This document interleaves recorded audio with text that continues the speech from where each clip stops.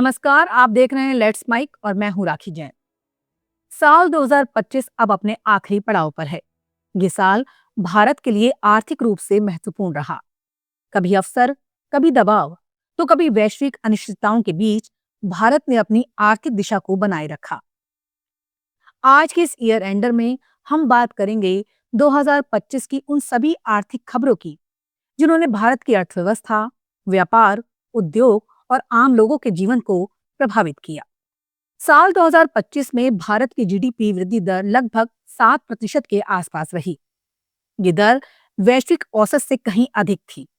IMF और अन्य वैश्विक संस्थाओं के अनुसार भारत दुनिया की सबसे तेजी से बढ़ती बड़ी अर्थव्यवस्थाओं में शामिल रहा। जब अमेरिका और यूरोप की अर्थव्यवस्थाएं मंदी के दबाव में थी, तब भारत की ग्रोथ घरेलू मांग और सरकारी खर्च से संचालित रही।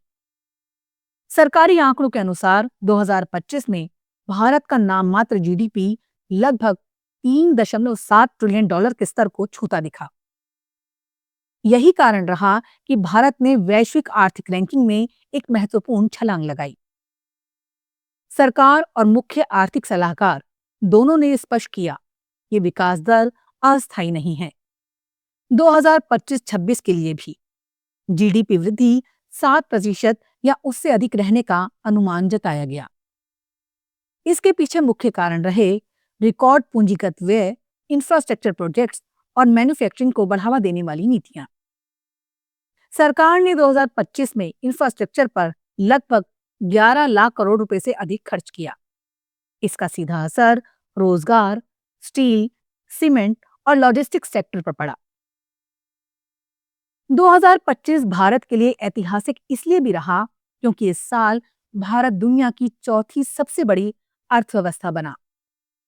जीडीपी के आकार के लिहाज से भारत ने जापान को पीछे छोड़ा और अमेरिका, चीन और जर्मनी के बाद चौथे स्थान पर पहुंचा। ये उपलब्धि केवल आंकड़ों तक सीमित नहीं रही, इससे भारत की वैश्विक आर्थिक साख मजबूत हुई। विदेशी निवेशकों और बहुराष्ट्रीय कंपनियों की नजर में भारत एक बड़े बाजार के रूप में उभरा। हालांकि 2025 पूरी तरह आसान नहीं रहा। साल के दौरान अमेरिका और भारत के बीच व्यापार और टैरिफ को लेकर तनाव देखने को मिला। कुछ भारतीय उत्पादों पर अमेरिकी शुल्क बढ़ने से निर्यातकों को दबाव का सामना करना पड़ा। खासतौर पर इंजीनियरिंग और टेक्सटाइल सेक्टर प्रभावित हुए। लेकिन भारत ने अपनी व्यापार रणनीति में बदलाव किया। मिडिल ईस्ट, अफ्रीका और एशियन देशों के साथ व्यापार बढ़ाया गया। इससे कुल निर्यात पर नकारात्मक असर सीमित रहा। 2025 की सालांत आर्थिक समीक्षा में ये साफ कहा गया कि भारत ने वैश्विक संकटों के बीच आर्थिक स्थिरता बनाए रखी। हालांकि कुछ चुनौतियां भी सामने आईं। निजी निवेश की रफ्तार सरकारी उम्मीदों से थोड़ी धीमी रही। ग्रामीण मांग में भी पूरी तरह तेजी नहीं आ पाई। इसके बावजूद महंगाई दर काफी हद तक नियंत्रण में रही। औसतन महंगाई 4 से 5% के दायरे में बनी रही, जो नीति निर्धारण के लिहाज से सकारात्मक संकेत था। 2025 में आर्थिक सुधारों का सिलसिला जारी रहा।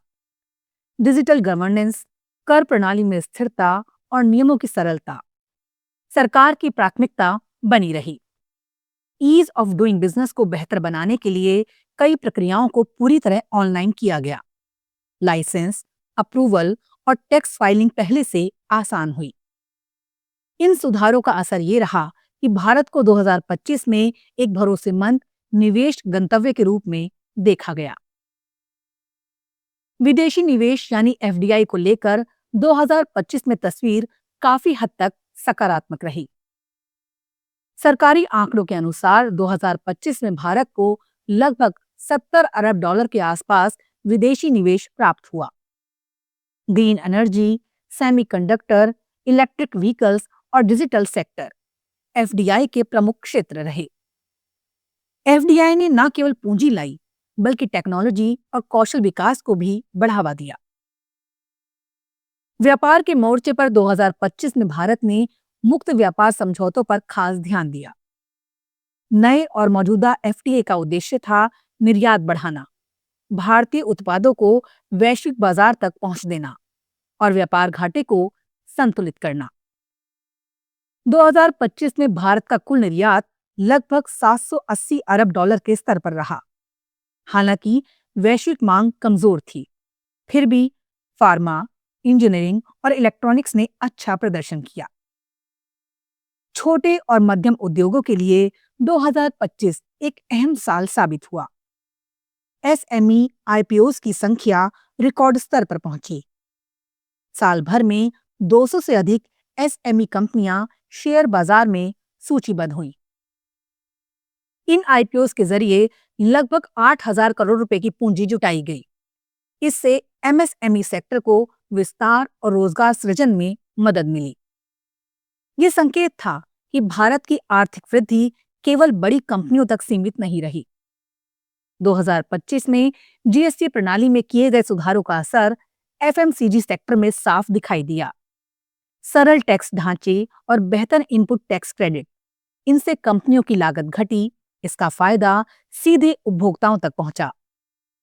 एफएमसीजी सेक्टर की ग्रोथ 2025 में लगभग 6 से 7% रही।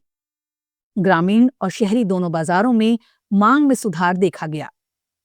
ये सेक्टर आम आदमी की आर्थिक स्थिति का महत्वपूर्ण संकेतक माना जाता है। अगले पूरे साल को देखें तो 2025 भारत के लिए संतुलन का साल रहा।